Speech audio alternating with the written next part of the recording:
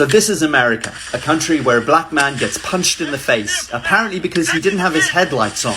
There's absolutely no reason why a man needs to get out of his car for not having his headlights on. It's not a criminal offence. They could just issue him with a ticket and send him on his way. But instead, William McNeel Jr. got punched in the face, attacked by multiple police officers and beaten up because these fascist thugs think they can get away with it just because they're in a uniform.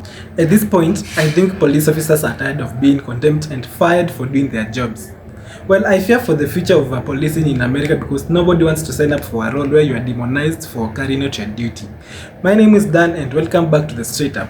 Just in case you don't know what's going on here, let me bring you to date. Involved here is William McNeel Jr, who was pulled over by police on February 19th this year. According to police, he was stopped because he did not have his headlights on during a bad weather. You can see that on the footages that we've been playing here, that there is slightly some fog and foggy droplets on the car windscreen and the side mirrors and also the side windows. So this man was not also wearing seat belt. So when officers asked him for the license and registration, McNeel refused and instead he asked to speak with their supervisor. So when they asked him to exit the vehicle, this guy slams the door shut, locked it and refused to comply. So the officers instructed him to step out more than 7 times before they forcibly removed him out of the vehicle.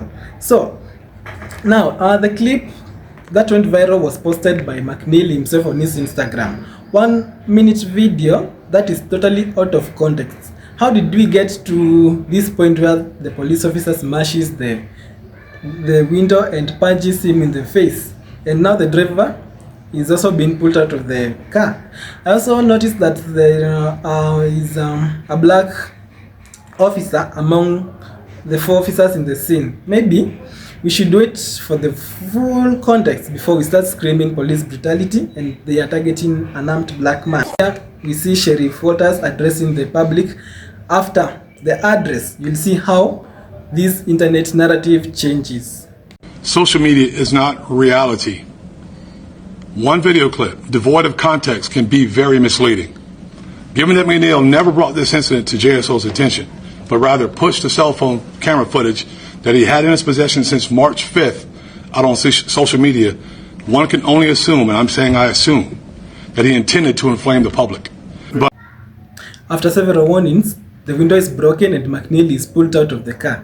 He's arrested and there is a search on the vehicle, and this search turns up that there was marijuana and a knife, but there is no report that he tried to use the knife, but had he just simply complied, none of this would have happened. Instead, he locked himself inside and forcing the police officer to assume that he might be harming himself. So while many black community quickly jumped into the conclusion that this was police brutality, they ignored the black officers who were present and aware of McNeel's wrongdoing. In fact, the whole thing seemed to be calculated attempt to bait the police into a lawsuit. And this isn't just about denying that the police abuse exists. It's there. We have witnessed many cases where there is police brutality, but in this case, McNeel was not entirely innocent. This should be a lesson. We must teach our children how to engage with police and how to comply and avoid escalating situations. This was just a simple situation, but it was so escalated, and it has challenged the injustice through the legal system and through the confrontation on the roadside. Those are my thoughts. Drop yours in the comment section and see you in the next time.